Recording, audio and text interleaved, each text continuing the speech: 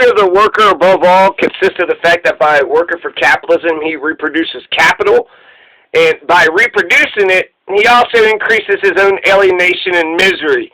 He's building up the wealth for them. He's getting a little pittance, he's getting a little paycheck, but he's building up their capital, he's building up their reserves, he's building up their wealth.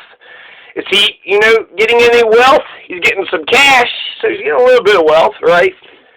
But he's increasing his own alienation, his own misery, his own oppression. He's maintaining the system. You are nothing, capitalists are everything. Boris Johnson, he gave all the credit in the world to the National Health Service.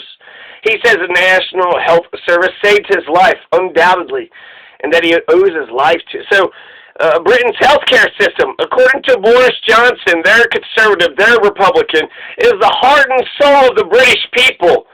The healthcare, the universal healthcare system is the heart and soul of the British people. Boris Johnson puts it front and center. And, of course, America, we don't have it because we don't give a shit about the lives of the American people. If, trillions of dollars to save Wall Street, but we don't have trillions of dollars to get universal health care for the people. What's ironic is, even though the UK now says that the National Health Service is the heart and soul of the British people, so they claim it and it's theirs and they're going to hold on to it for a long time. The way that Britain and a lot of these other countries, Belgium, Sweden, I'm not sure exactly the countries, but the countries that Adolf Hitler invaded and took over, they instituted the German Nazi system of healthcare into their country, and then they just kept it. So, yeah, the British, if it wasn't for Hitler foisting it upon them, an evil piece of shit, and then they said, so it's just incredible that an evil piece of shit actually brought the United Kingdom, the so-called Great Britain. What's so great about Britain? Britain's not great. Britain's okay. But it took an evil piece of shit to bring, the National Health Service to the UK, to Great Britain. So, yeah, the cost of a commodity is equal to its cost of production, Karl Marx. And Andrew Jackson. Let's talk about Andy Jackson a little bit. In no particular order, but mostly we're going to focus on his slavery and on the Indian Removal Act. Andrew Jackson is crippled. He is hobbled with the two original sins of the United States. The two original sins, one being slavery and the other one being Native American genocide, which, 100 to 10 million slaves Native Americans were killed, and who knows how many slaves were killed. But those are the two original sins for the United States of America. And Andrew Jackson is guilty of both of them. He's the 7th president. It's in his time. It's back in those days. Yeah, but you also had John Quincy Adams. You had John Adams, who didn't have any slaves, and you had John Quincy Adams, who is the exact opposite of Andrew Jackson, who is the 6th president. So he was the president right before Andrew Jackson, and Martin Van Buren is going to be the next one.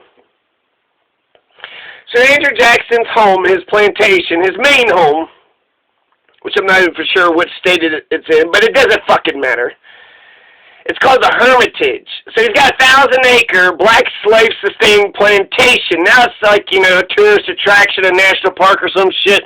Hey, here's where Andrew Jackson was whipping and beating and passing out. Probably, maybe, I don't know. Who knows what the hell Andrew Jackson was doing with his slaves, his property.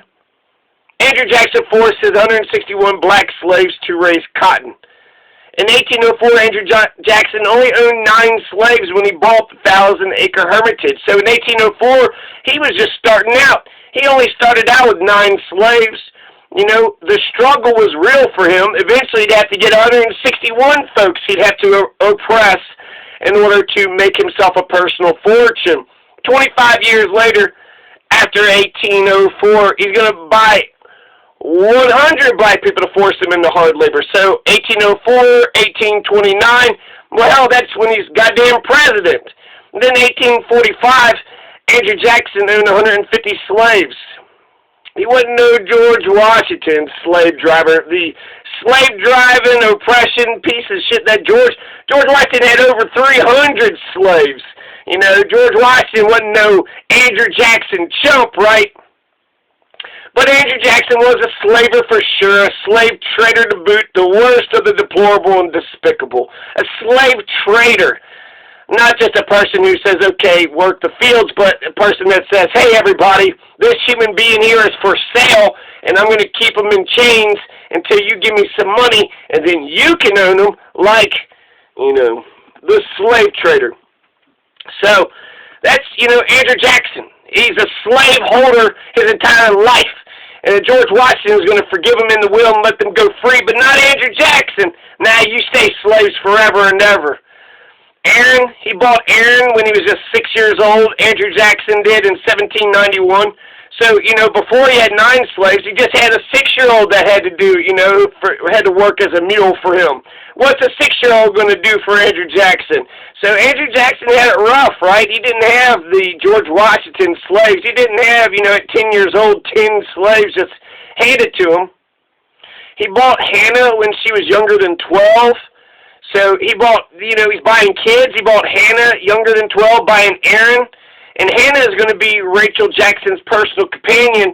Rachel is Andrew Jackson's wife. So eventually she was married to someone else. And then, anyways, there's a big scandal back, you know. But Andrew Jackson marries Rachel in 1820, and they have 10 kids. So these, you know, slavers, these oppressors, driving low-life pieces of shit had 10 kids, so they spread the Jackson name, you know, far and wide. 10 kids, right? Lots of Andrew Jackson's slave trading bloodlines running around these parts today. So Hannah and her daughter Martha is going to flee the Hermitage during the Civil War before the Emancipation Proclamation made slavery officially illegal. So Hannah and her daughter Martha. So Hannah was like, you know, the big Uncle Tom. She said she had no complaints, and she said, Massa, Andrew Jackson sure is good to us, and she just, you know, spoke of him very highly. And, you know, ever since she was a kid, she didn't know any better, right? Aaron's 6, she's younger than 12, but, you know, eventually she grew up and she saw enough bullshit. So even if Hannah was, like, Andrew Jackson's favorite, it didn't matter. And it happened actually over and over again when it comes to the favorites of Henry Clay.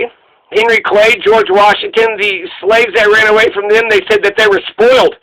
Yeah, we spoiled them. They're like a part of our own family. Except for, you know, they served us, and if they didn't, we would use violence against them.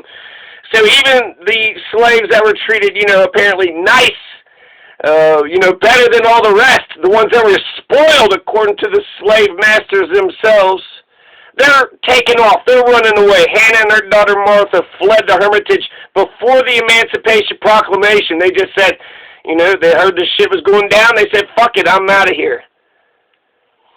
So that's Andy Jackson, right? He bought some kids. He bought 9, then he bought 100, then he ended up with 161.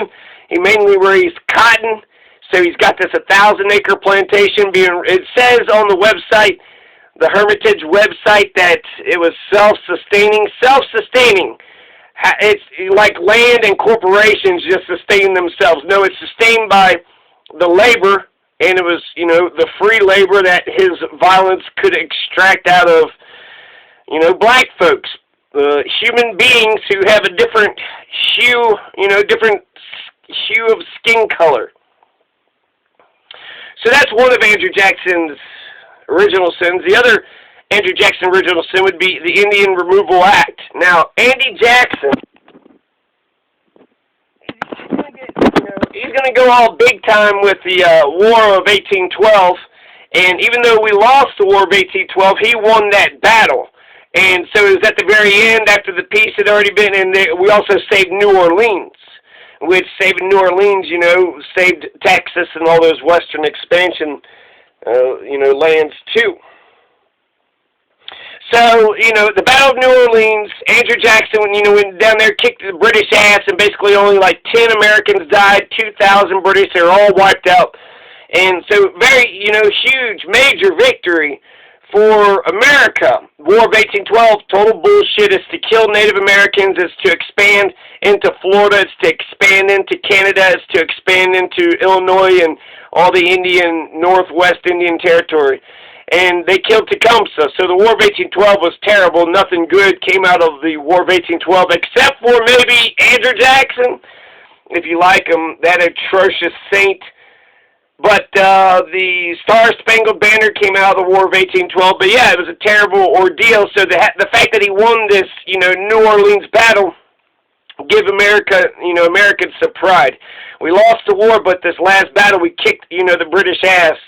And you may have, lost the war, but at least you won the battle. At least you won the battle. So he gets big time, but he instituted a curfew, a 9 p.m. curfew, was throwing judges and, all these politicians in jail and shit. It was basically martial law. So, desperate times calls for desperate measures. I can actually, just like Nat Turner lived in the age of Andrew Jackson, and I couldn't find anything Andrew Jackson said about Nat Turner. Andrew Jackson was the president when Nat Turner, just said, fuck slavery and fuck all these white people keeping me oppressed. And so he didn't say shit about that, but that's, the time, he's a big slaveholder. There's a big abolition movement. A lot of Americans, especially up in the North, didn't have slaves or they were outright opposed to it. He not only defended slavery, but he hated the abolitionists and thought the abolitionists were going to try to destroy their country, destroy the republic, destroy his land speculating and free labor and getting away with not doing jack shit except for, just pressing on other people. So the Indian Removal Act, this is something he's going to sign when he gets into Congress, and he's going to, push for it. He doesn't write most of the bills that he passes, but this one he made sure he had a personal stake in it, and then he also intervened in it and made sure, it was totally worse. So the Indian Removal Act was just one act of many that Andrew Jackson had been doing to go after Native Americans, kill Native Americans. He killed the Creeks. He killed Seminoles. He was just hated Native Americans. He just really, really hated Native Americans for, decades. So it wasn't like he became president, they foisted this on. No, this is his baby. This is his baby. This is his pride and joy. This is everything to, we got to get these damn Native Americans. Should we integrate? Should it be one nation? Now get these Indians off into Oklahoma. So he even there's a Jackson Purchase in Kentucky. So you have the corner westernmost point, it's actually like the most southern, which makes sense. They fucking genocided Native Americans, right? So a bunch of white fucking pricks. Julian Carroll's from the Jackson Purchase, but that happened in 1818.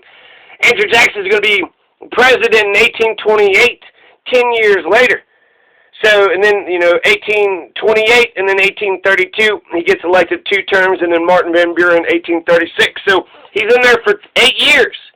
During the time he was president, you had, the Indian Removal Act, you had Nat Turner, you had the bank, you had a lot of shit that was going down. It was 8 fucking years, right? The nullification crisis. But the Indian Removal Act wasn't just isolated. This was part of Andrew Jackson's characters, part of his history, part of his everything that really he believed in. So it's the heart and soul. Not only is he, afflicted with the 2 original sins of America, he doesn't feel bad about either one of them. He don't feel bad at all. He don't give a shit he's treating people like jack shit. He don't care that he's whipping the fuck out of black people to make them, do his free labor. Oh, you didn't do my free labor, boy? Here, I'm going to beat the shit out of you. I mean, think about like your Denzel Washingtons. Think about any black folks today. How could you look at Andrew Jackson and say, you know what? This is a man of the people. This is a good man. How can you just, wash right over the slavery part? It's bad. It's terrible. Look at, okay. So, not only does he hate, brown Native Americans and black slave owners, he hates the white abolitionists. He got the Postmaster General to censor all anti-slavery mailings. He hated the abolitionists vehemently because he was a terrible piece of shit. He also didn't believe in public infrastructure, so he's not spending money, right? You're going to have a panic of 1837. I think the bank was corrupt, so he was right about destroying the bank. They could have just had, you know, the security, a simple deposit system.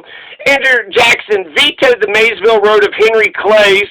Henry Clay is a piece of shit, so that's one decent thing about Andrew Jackson. He hated Henry Clay like the piece of shit he was, the piece of shit aristocrat. Henry Clay turned Kentucky, you know, from Daniel Boone into, you know, Woodrow Wilson, into a bunch of top hat capitalist, you know, aristocracy, fucking don't get your hands all dirty kind of, so backwoods, you know, a frontiersman, a pioneer who, you know, builds his house in his own, you know, that's a literal self-made man, Daniel Boone, not Henry Clay and Andrew Jackson. Shit. So, Andrew Jackson isn't just a piece of shit with those things, but he's a war criminal. He suspended habeas corpus. He executed prisoners. And if that doesn't get your goat, what about the American soldiers that Andrew Jackson killed for minor infractions? If they dared desert, right, for the third time, they would get murdered. They would get killed. He even killed a 17-year-old.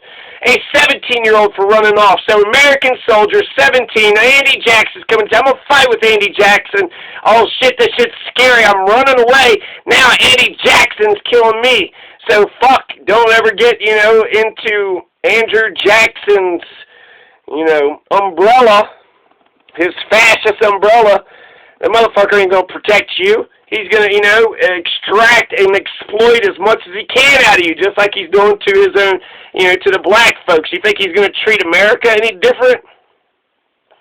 So Andrew Jackson's lust for Indian removal began at least 10 years before he became president. He had negotiated, got at least 1/5 of Georgia, 50% of Mississippi, most of Alabama for, I guess, America. So he helped get these states, you know, states up and running, but he had personal financial interest in all of it. So he's got slaves, he's got, you know, wants his cheap land, and Andrew Jackson was aligned with the Southern slave power in Congress. He's a white supremacist, thinks whites need to run blacks because black folks can't think for themselves.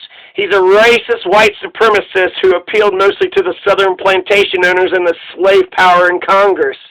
So Andy Jackson is going to shove Indian removal through the 1830 Congress down the throats of all good America. The Indian Removal Act only gave Andrew Jackson authority to just negotiate with the natives. So just like Woodrow Wilson's, you know, sort of emergency war powers, George W. Bush emergency war power, if you give them emergency war powers, you give them emergency negotiating powers with the natives, well, they could just go in and just say, get the fuck up out of here. So Andrew Jackson didn't give a shit. He didn't care. To negotiate, the Indian Removal Act says we're going to negotiate. Andrew Jackson says no, we're going to use straight-up violence. When they passed the Indian Removal Act, 102 to 97, it passes the House, you know, 5 votes away from not passing. So the, you know, Congress basically knew it was wrong, but he's the president, so what do you do? And this is, you know, his favorite thing, his main thing, right? This is Donald Trump's wall. Andy Jackson was get these damn Indians out of here. Get these brown-skinned people out of here. Put them up on, you know, reservations in Oklahoma.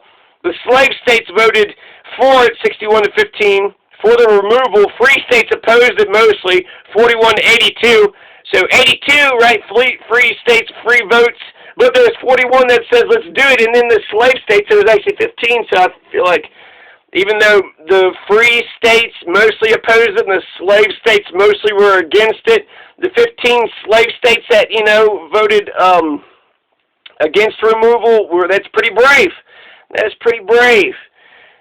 So, yeah, they couldn't do any of this shit. The whole point of the slave-holding interest is because you had, you know, the 3/5 clause. George Washington made sure the U.S. Constitution had the 3/5 clause, the fugitive slave clause, lots of shitty, you know, institutionalizing, codifying slavery in our founding document, which is so overly venerated. Indian removal would not have passed if it wasn't for, you know, the institutionalizing of slavery in the Constitution. Look at all these racist things we already have. So, of course, Andy, you know, Jackson can kill, how many, 4,000 Cherokee, 4,000 Choctaw, kill 25%, you know, of all of them. So I'm going to say 25,000, there's 100,000. So he killed 25,000 during his time, right? So he's kind of the nail in the coffin, right? So you had that western expansion.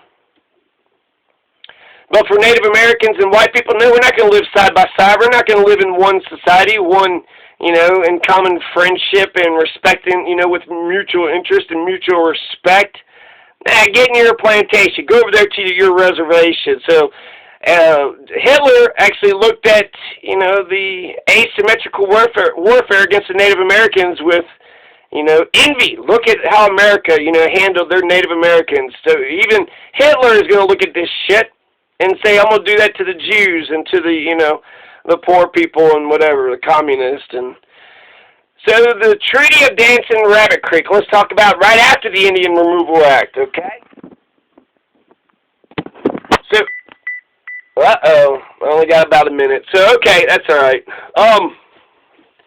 The Treaty of Danson Rabbit Creek, September 27, 1830, the first post-act treaty. This secured Choctaw removal, and it was achieved against the wishes of the majority of the tribe, excluding the Indians' white counselors from the negotiations, and bribing selected tribal leaders.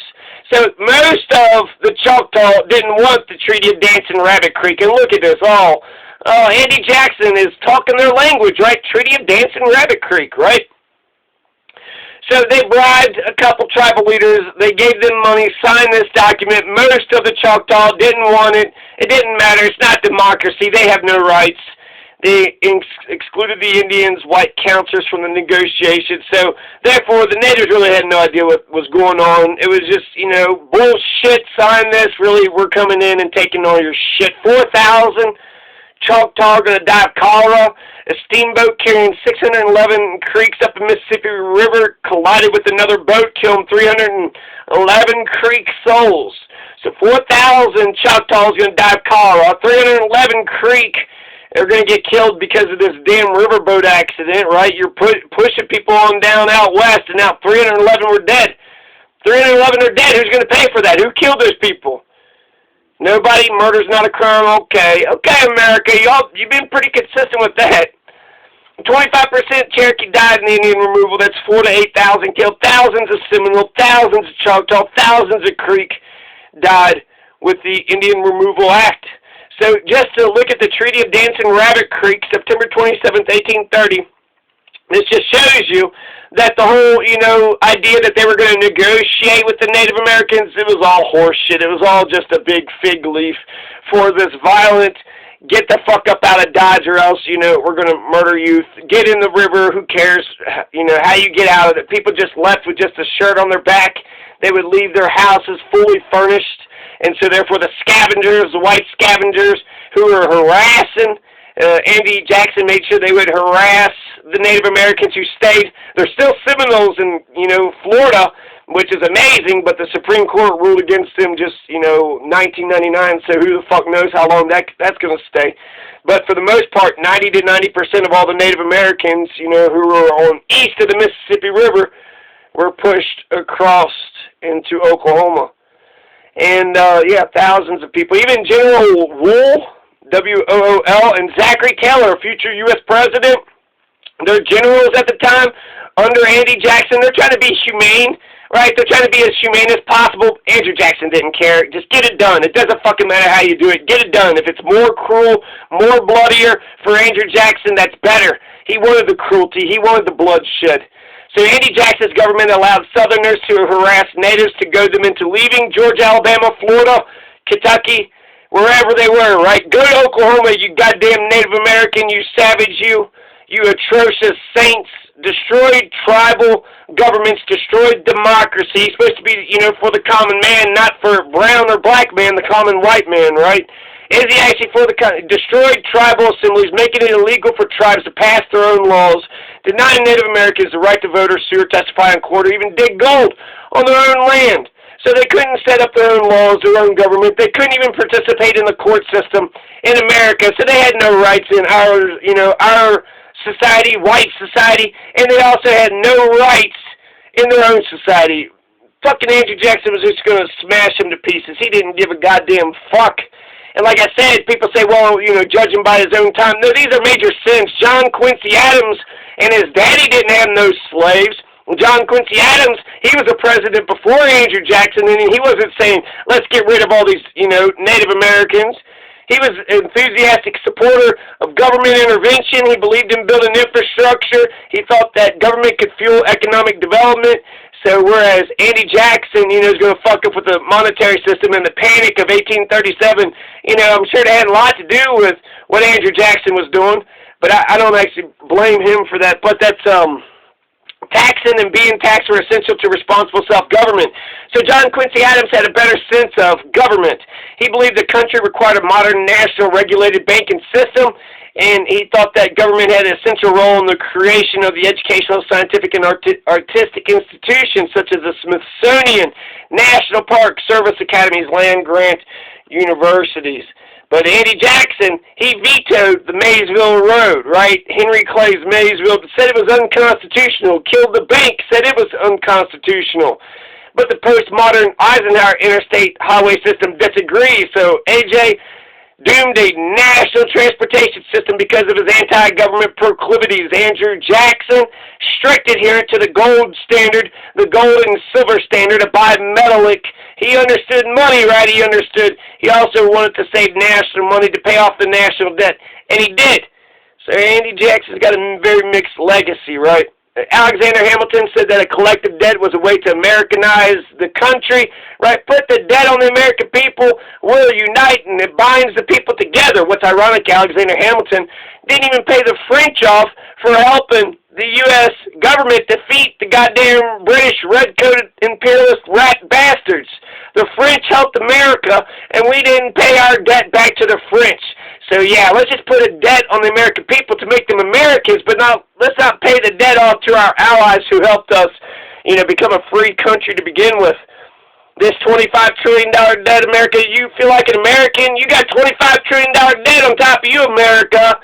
And Donald Trump increased the national debt by $4 trillion. What kind of conservative is this? You got $4 trillion more in national debt. And that was just last year with all the stimulus. It's probably $6-7 trillion. So Donald's expanding the debt, right? We're all going to feel like Americans. He's no Andrew Jackson. Andrew Jackson, smashed the bank. The Fed actually controls this country. And then Andrew Jackson also, when it comes to being a conservative, he paid off the national debt. The only American president in history that paid off the national debt was Andrew Jackson. How come we don't pay off our debts, America? So should people trust that we're going to pay off our debts? We've only paid off our debt one time in history. And this president, he's declared bankruptcy 4 times and already, right? He didn't get his universal health care, child care, college. We didn't get universal basic income. So what the fuck did we spend $4 more trillion on? What did we get with Donald's, crazy, lavish spend and, tax and spend crazy like goddamn, a valley girl with a credit card. This valley girl with the credit card's got to slow his ass down. He ain't doing shit for this country, and he's expanding the U.S. debt. Steve Bannon said Andrew Jackson is, Donald Trump's hero. Okay, well, Donald Trump, you can, learn from his smashing the bank, and you can learn not just his racism, Donald Trump, but you can also learn that, either don't pay off the national debt. Don't get us the services we need, but pay off the national debt. If you're not going to get us the services, at least pay off the national debt. If you're not going to get us services or pay off the national debt, where did our fucking money go? What happened to, $25 trillion for what? American government's going to put $25 trillion on me and everybody else? I don't know what the fuck we got for $25 trillion. What a waste of $25 trillion fucking dollars. What a fucking waste. Jesus Christ. So yeah, Andy Jackson is a piece of shit. Fuck Andrew Jackson. What a long face. Sit there and make fun of goddamn Tubman's face. Look at Andrew Jackson's face. Hey, Andrew Jackson, why the long face? You could land an airplane on that face. Jesus Christ. 813 Castile County, Colorado, April 19th, 2020, Sunday, April 14 a.m. John Masters. Peace.